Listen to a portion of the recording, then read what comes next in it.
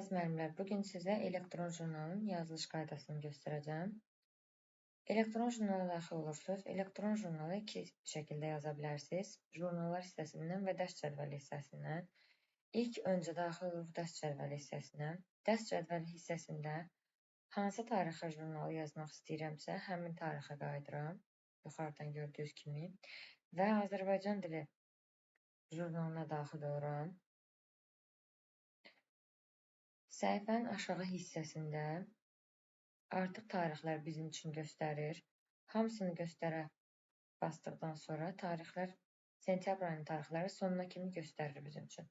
Gördüyünüz kimi birinci dərs mən artıq qeyd etmişəm. Diaqnostik qiymətləndirmə.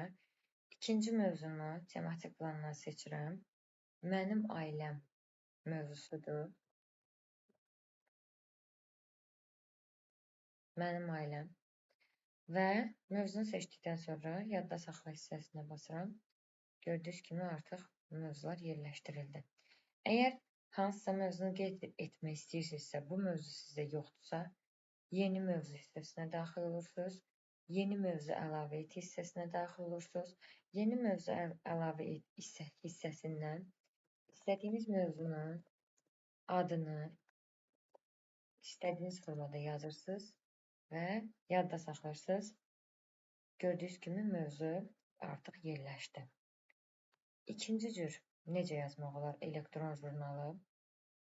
Gedirik əsas səhifəmizə. Əsas səhifəmizdən daxil olur jurnallar hissəsinə. Məsələn, riyaziyyat jurnalına daxil olmaq istəyirəm. Riyaziyyat jurnalını açıram.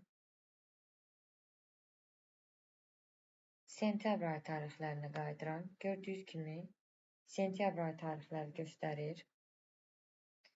Sentyabr ayı tarixlərində yenə bayaq göstərdiyim kimi eyni şəkildə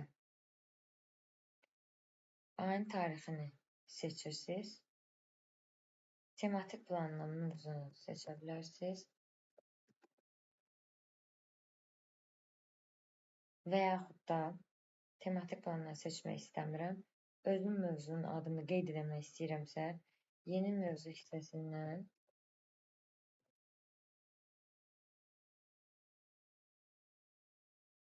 mövzunun adını qeyd edirəm və yadda saxlayıram. Bütün jurnalları bu şəkildə yaza bilərsiniz.